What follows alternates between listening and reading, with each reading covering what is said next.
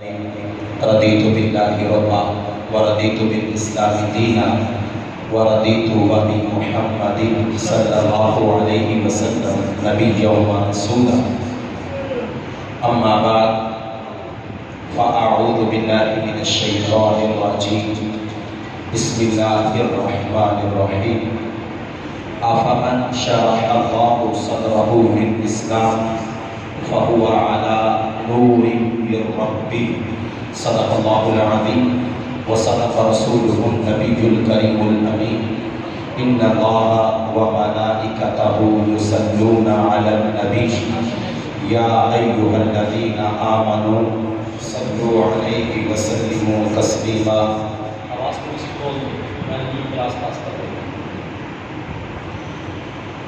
بآواز بلند درود پاک الصلاة والسلام عليك يا سيدي يا رسول الله الصلاة والسلام عليك يا سيدي يا حبيب الله الصلاة والسلام عليك يا سيدي يا خاتم النبيين وعلى آلك وأصحابك يا سيدي يا خاتم المعصومين. 1860 ਦੇ ਵਿੱਚ ਨਾਜ਼ਰਾ ਕੁਰਾਨ ਪਾਕ ਪੜਿਆ 8 ਸਾਲ ਦੀ ਉਮਰ ਦੇ ਵਿੱਚ ਹਿਦਾਇਤ ਉਲ-ਨਾਮ ਪੜ੍ਹ ਕੇ اس کی عربی شرح کی اور اس کے بعد 13 سال 4 مہینے 10 دن کے وچ مکمل عالم دین پڑھ کے پہلا فتویٰ لکھ دیتا بالکل مختصر وقت دے وچ. اور جس وقت آپ دے علمی قد و کامت کا دائیں بائیں ارد گرد چاروں طرف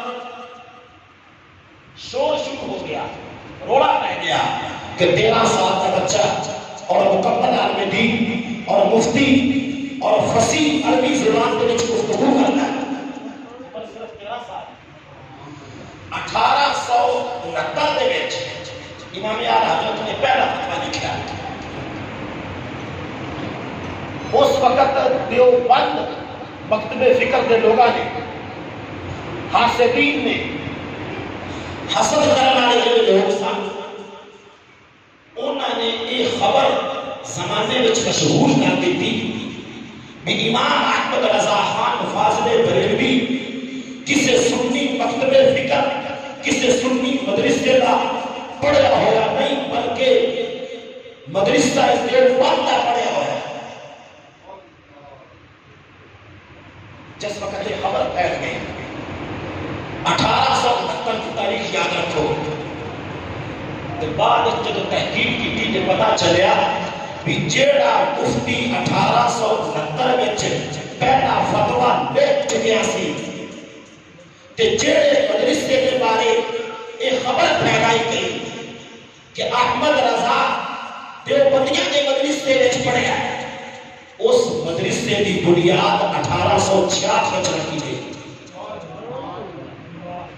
جو بند مدرسے کی بنیاد 1866 تے 1869 میں اعلی حضرت بذات خود مفتی بن کے فتویٰ لکھ چکے ہیں.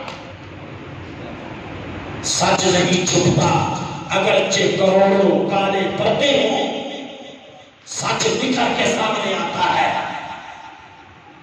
پہلے دن سے حاسدین مخالفین بات یاد رکھیں جب آپ کا علمی وقار دنیا کے سامنے ظاہر ہوا تو پھر 1 نہیں 2 نہیں 3 نہیں 4 نہیں 5 نہیں 10 20 نہیں. پاکستان کا ایک بندہ گزرا ہے ڈاکٹر ظہور احمد اظہر، یہ ماہر تعلیمات تھا.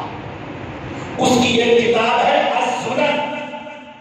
اس نے اپنی کتاب کے اندر لکھا ماہر تعلیمات ڈاکٹر ظہور احمد اظہر نے اس نے کہا کہ جب میں نے اعلیٰ حضرت کی کتاب پڑھی نا الزلال الاتقا من بحر سبقت الاتقا،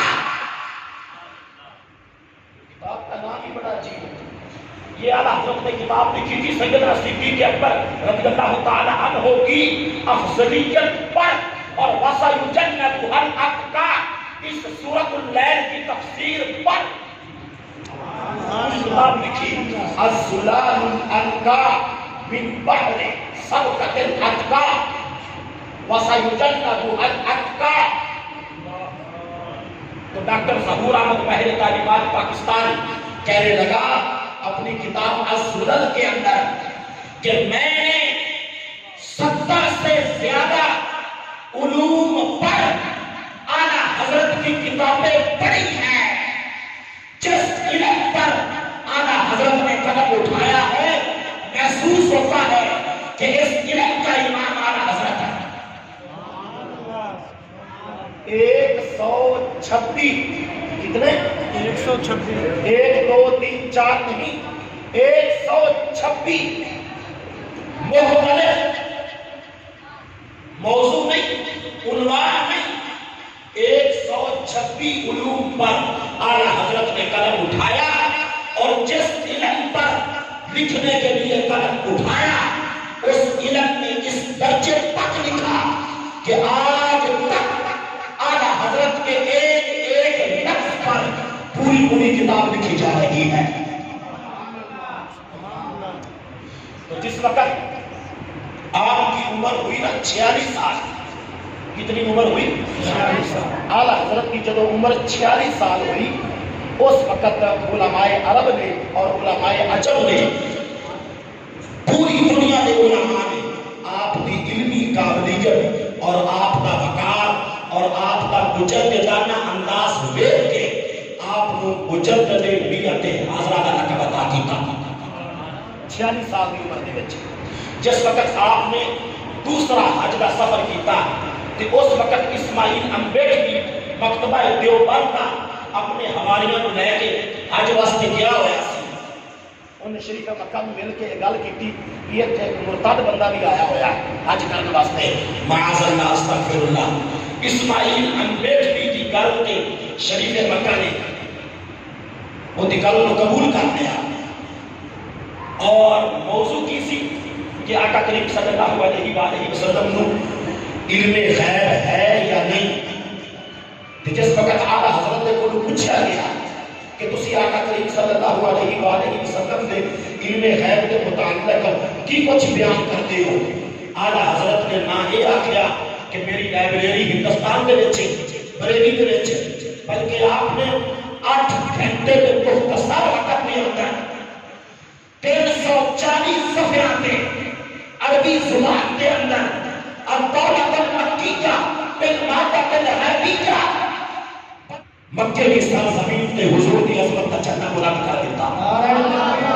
میرے دوستوں اور بزرگوں, 2 فتنے ہن تا خیر بہت زیادہ فتنے لیکن انہاں سارے فتنیاں وچوں 2 فتنے صحابہ کے دور میں نمودار ہو چکے سن. ایک خوارج دا, ایک روافض دا.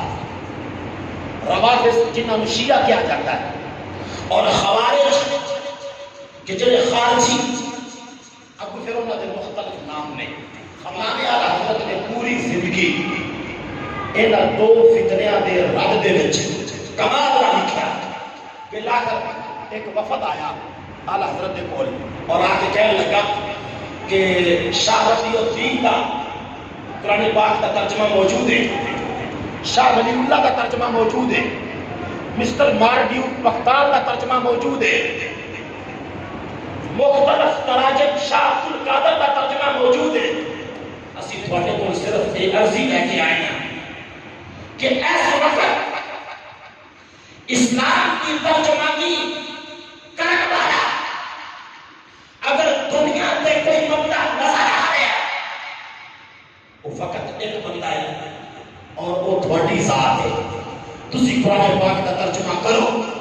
امام جلال الدین سیوطی کو مجھے پوچھا گیا کہ قرآن کا ترجمہ کرنے واسطے عربی زبان تو کسی دوسری زبان دے وچ, اردو وچ یا عربی آسان وچ یا ہندی وچ یا کسی بھی زبان وچ اگر قرآن کا ترجمہ کرنا ہوگے, امام جلال الدین سیوطی نے آخیا 27 علوم ایسے ہیں کہ جڑے علوم بندے نو آس پر زبانی یاد ہو من پھر جا کے بندہ قرآن پاک کا ترجمہ کر سکتا ہے. 3 سال کے مختصر وقت کے اندر آپ نے قرآن مجید کا ترجمہ لکھیا اور اس کا نام کنز الایمان رکھیا اور اتنا شاندار ترجمہ کیتا کہ عرب اور عجم دے سارے پڑھے لکھے بھکاری آلہ حضرت دے ترجمے نو ویکھ کے تنگ رہ گئے.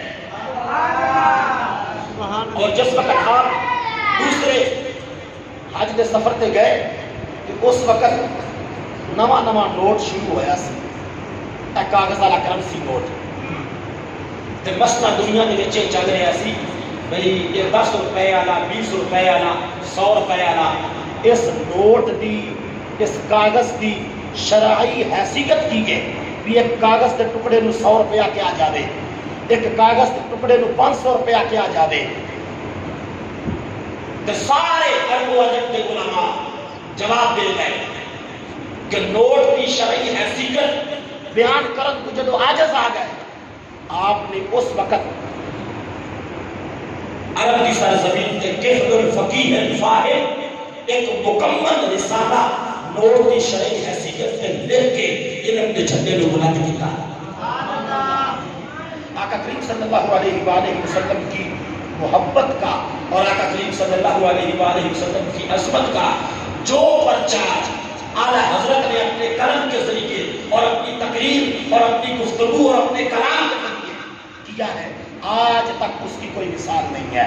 اسی لیے حدیث رسول کے مطابق جو ہر 100 سال کے بعد مجدد آنا ہوتا ہے ان میں جو 14ویں صدی کے مجددین میں سیر فہرست نام ہے وہ امام اعلیٰ حضرت شاہ امام احمد رضا خان فاضل بریلوی رحمۃ اللہ علیہ کا ہے.